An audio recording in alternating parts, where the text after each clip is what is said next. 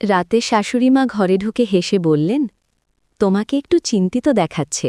কিছু হয়েছে নাকি? আমি তাড়াতাড়ি উত্তর দিলাম, না শাশুড়িমা, কিছু হয়নি, আমি ভালোই আছি। তিনি তখন আমার পাশে এসে বসলেন এবং বললেন, তাহলে এত ভাবছ কেন? তারপর ধীরে ধীরে আমার মাথায় হাত বুলিয়ে বললেন, এভাবে মন খারাপ করো না। তার আন্তরিক ব্যবহার ধীরে ধীরে আমাকে স্বস্তি দিতে শুরু করল, যেন সবকিছু একটু চিন্তা হালকা হয়ে গেল। আমি কিছুক্ষণ চুপ করে থাকলাম। মনের মধ্যে এক অদ্ভুত প্রশান্তি ভর করেছিল। এক সন্ধ্যায় আমি ক্লান্ত শরীরে নিজের ঘরে শুয়ে বিশ্রাম নিচ্ছিলাম। চোখ বন্ধ করে শুয়েছিলাম, যেন সারাদিনের ক্লান্তি কাটানোর চেষ্টা করছিলাম। ঠিক সেই সময় শাশুড়িমা এসে আমার পাশে এসে বসে রইলেন। তিনি কিছু না বলে চুপচাপ আমাকে লক্ষ্য করতে লাগলেন। কিছুক্ষণ পর তিনি বিছানার চাদরটা নিয়ে আলতোভাবে আমার গায়ে দিলেন। তারপর ধীরে ধীরে আমার মাথায় হাত বুলাতে লাগলেন, যেন তার স্নেহময় স্পর্শে আমি স্বস্তি পাই এবং আরাম বোধ করি। তিনি আমার অনেক যত্ন নিতেন। আমি তাকে বারণ করতে চাইছিলাম। আমার কিছু বলার আগেই শাশুড়িমা হঠাৎ করে আমার ঠোঁটের সামনে আঙুল রাখলেন। তিনি মৃদু কণ্ঠে বললেন, এই মুহূর্তে কিছু বলার প্রয়োজন নেই, বরং তোমার মাথায় একটু হাত বুলাতে দাও। এতে তোমার শরীরের ক্লান্তি কমে যাবে। আমার মনে তখনও কিছুটা অস্থিরতা ছিল। তিনি আবারও বললেন, অনেক দিন ধরেই কিছু বলার চেষ্টা করছিলাম, কিন্তু কখনো সাহস করে তোমাকে বলতে পারিনি। তারপর তিনি, হ্যালো বন্ধুরা, তোমাদের সকলকে আমাদের আজকের একটি রোমাঞ্চকর গল্পে স্বাগতম। আশা করছি গল্পটি তোমাদের ভালো লাগবে। গল্পটি শুরু হয় যখন আমি শহরে এসে শ্বশুরবাড়িতে থাকতে শুরু করি। আমার বয়স তখন ২৪ বছর। আমার মা বাবা অনেক কষ্ট করে আমাকে উচ্চ শিক্ষা দিয়েছিলেন। পরে আমি চাকরি পেয়ে শ্বশুরবাড়িতে চলে আসি। আমার বাড়িতে মা বাবা এবং স্ত্রী ছিলেন, তবে দুঃখজনকভাবে আমার স্ত্রী ১ বছর আগে একটি অসুস্থতার কারণে আমাদের ছেড়ে চলে যান। এর ফলে আমার শাশুড়িমা শহরে একাই থাকতেন, কারণ আমার শ্বশুর বিদেশে চাকরি করতেন। আমার শাশুড়িমা বাবাকে বলেছিলেন, কুনাল, জামাইকে আমার কাছে পাঠিয়ে দাও, সে এখান থেকে নিজের দায়িত্ব পালন করতে পারবে। মা বাবা ভেবেছিলেন এটা আমার জন্য ভালো সিদ্ধান্ত হবে, কিন্তু তারা জানতেন না যে এর পেছনে অন্য কোনো উদ্দেশ্য লুকিয়ে আছে। আমি আমার মা বাবার কথা মতো শ্বশুরবাড়িতে থাকতে শুরু করলাম এবং সেখান থেকেই প্রতিদিন আমার কাজের জন্য বের হতাম। শাশুড়িমা প্রথম থেকেই আমার সাথে খুবই বন্ধুভাবাপন্ন আচরণ করতেন। তিনি প্রায়ই বলতেন, তোমার শ্বশুর বাইরে চলে যাওয়ার পর আমি একদম একা হয়ে গেছি। আমার একমাত্র মেয়ে, তোমার স্ত্রী চলে যাওয়ার পর আমার অনেক ইচ্ছাগুলো অপূর্ণ রয়ে গেছে। আমি প্রতিবারই শাশুড়িমাকে শান্ত করতাম। বলতাম, আপনি চিন্তা করবেন না, বাবা শীঘ্রই ফিরে আসবেন। কাজ থেকে ফিরে আসার পর দেখতাম শাশুড়িমা আমার জন্য সবসময় খাবার তৈরি করে রেখেছেন। তিনি আমার পাশে বসে ভালোবাসার সাথে নিজে হাতে আমাকে খাওয়াতেন। শাশুড়ি মায়ের এই যত্ন দেখে আমি খুব খুশি হতাম এবং ভাবতাম উনি আমাকে কতই না যত্ন করেন। দিনগুলো স্বাভাবিকভাবেই কাটছিল। তবে ধীরে ধীরে আমার শাশুড়ি মাঝে মাঝে রাতে আমার ঘরে এসে থাকতেন। তিনি কখনো কখনো আমার মাথায় হালকা করে হাত বুলিয়ে বিশ্রাম নিতে সাহায্য করতেন, যা আমাকে মাঝে মাঝে একটু বিভ্রান্ত বা অপ্রস্তুত করে দিত। শাশুড়ি মায়ের বয়স তখন মাত্র 38 বছর ছিল, কিন্তু তার স্নেহময় আচরণ সবসময় স্বাভাবিক ছিল। আমি রাতে প্রায়ই একটু দূরে থাকতে চেষ্টা করতাম, যাতে নিজেকে অস্বস্তি থেকে বাঁচাতে পারি। তাকে আমি অনেক সম্মান করতাম, কারণ তিনি আমার বউয়ের মা, মানে আমারও মা। আমি একজন সাধারণ মানুষ, আমারও আবেগ ছিল। যখন শাশুড়িমা আমার প্রতি যত্নশীল হতেন, মাঝে মাঝে ভেতরে একটা ভিন্ন অনুভূতি হতো। তবে আমি সবসময় নিজেকে সংযত রাখতাম, কারণ সম্পর্কের মধ্যে থাকা সীমাবদ্ধতাগুলো আমি সবসময় শ্রদ্ধার সঙ্গে মেনে চলতাম এবং তা কখনোই লঙ্ঘন করতে চাইনি।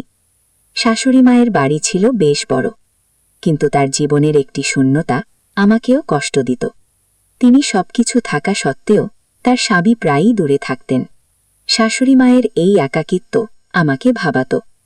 যদিও আমাদের বাড়ির অবস্থা এত ভালো ছিল না, তবু তার প্রতি আমার মমতাও কম ছিল না।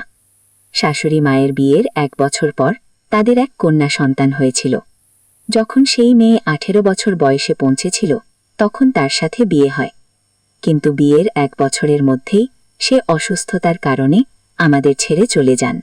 এর ফলে আমার শাশুড়ি মার আর কোনো সন্তান ছিল না।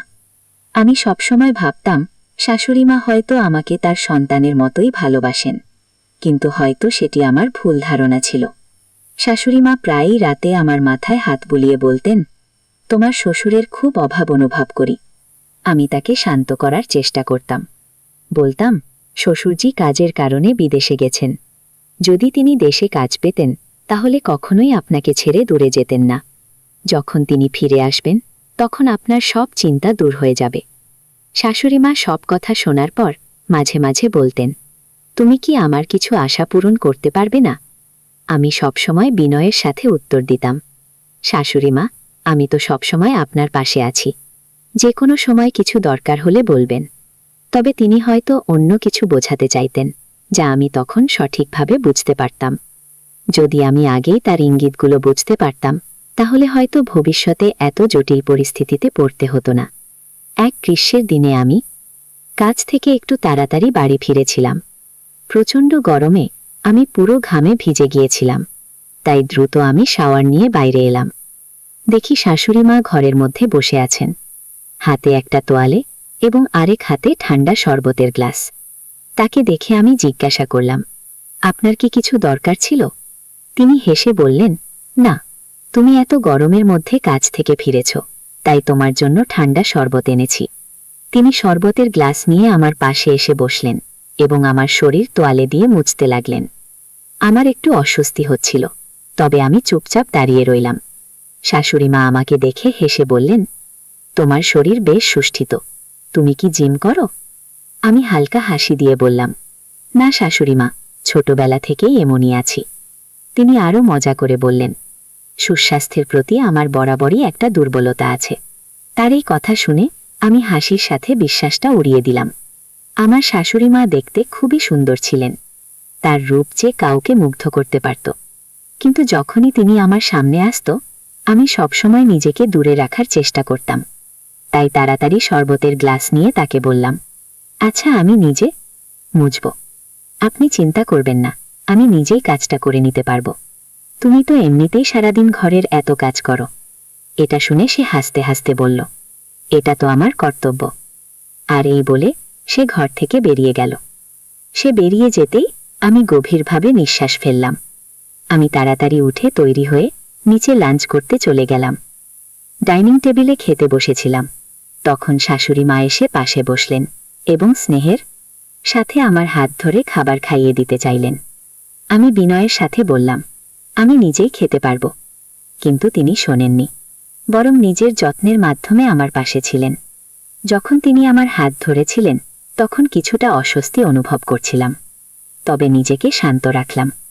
তার এই যত্নশীল আচরণে আমার মনে এক ধরনের স্নেহ তৈরি হল, কিন্তু নিজেকে বোঝালাম এভাবে না ভাবাই ভালো। এরপর শাশুড়িমাকে বললাম, আমার পেট ভরে গেছে, এবং দ্রুত উঠে নিজের ঘরে চলে গেলাম। আমার এই আচরণে হয়তো শাশুড়িমা একটু অপ্রসন্ন হলেন, কারণ রাতের বেলা তিনি আমার ঘরে এসে জানতে চাইলেন, তুমি ঠিক আছো তো? তুমি কি আমার উপর রাগ করেছ? আমি বললাম, না না, এমন কোনো কথা নয় শাশুড়িমা। তারপর তিনি আমার পাশে এসে বসলেন এবং হাসি মুখে বললেন, তাহলে ব্যাপারটা কি? এই বলে তিনি আলতো করে আমার চুলগুলোকে স্নেহের সাথে হাত বুলাতে লাগলেন। তিনি আমার মাথায় আলতোভাবে হাত বুলাতে লাগলেন, যেন আমার সারা দিনের পরিশ্রমের ক্লান্তি একটু কমে। অফিস থেকে ফিরে এসে আমি সবসময় একটু ক্লান্ত থাকতাম। আমি চোখ বন্ধ করে শুয়েছিলাম, আর এটা দেখে শাশুড়িমা আস্তে করে বিছানার চাদরটা তুলে আমার গায়ে দিয়ে দিলেন আর বললেন, এসব ঠিক হয়ে যাবে, বেশি চিন্তা করো না। তিনি বুঝতে চেষ্টা করছিলেন আমার মানসিক অবস্থাটা, কিন্তু আমার মনের অস্থিরতা সহজে কম ছিল না। আমি তাকে ঘুমাতে যেতে বললাম। তিনি হঠাৎই আমার ঠোঁটে আঙুল রাখলেন এবং বললেন, তুমি কিছু বলো না, আমি তোমার মাথায় আলতোভাবে হাত বুলাতে চাই, এতে তোমার ক্লান্তি দূর হবে বললেন তিনি। আমি কিছুটা অস্বস্তি বোধ করছিলাম। তিনি আরও বললেন, অনেক দিন ধরেই তোমার সাথে এভাবে কথা বলার ইচ্ছে ছিল, কিন্তু তুমি কখনোই আমার অনুভূতিগুলো বুঝতে চাওনি। ঠিক সেই সময় আমার ফোনের রিংটোন হঠাৎ জোরে বেজে উঠল, আর সেই শব্দে আমি হঠাৎ চমকে উঠে দ্রুত ফোন হাতে নিয়ে একপাশে সরে গেলাম। আমি লজ্জিতভাবে বললাম, আমাকে ক্ষমা করবেন। এ বলে ফোন হাতে নিয়ে দ্রুত ঘর থেকে বেরিয়ে গেলাম। শাশুড়িমা ঘরে বসেই আমাকে ডাকছিলেন, কিন্তু আমি তার কথার প্রতি কোনো প্রতিক্রিয়া না দেখিয়ে সরাসরি গার্ডেনের দিকে চলে এলাম। গার্ডেনে এসে আমি ভাবতে লাগলাম, যদি এই ফোন না বাজত তাহলে হয়তো আমি নিজেই বটবিপদে পড়ে যেতাম। আমি সিদ্ধান্ত নিলাম যে এখন থেকে আমাকে শাশুড়ি মায়ের সাথে একটু দূরত্ব বজায় রাখতে হবে। এইটাই সবার জন্য ভালো হবে। এইসব ভাবতে ভাবতে আমি যখন ফোন তুললাম, তখন আমার পুরনো বন্ধু রমেশের কণ্ঠস্বর শুনতে পেলাম। সে আমাকে বলল, কুনাল, আমি তোমার কোম্পানিতেই কাজ শুরু করেছি। এবার আমরা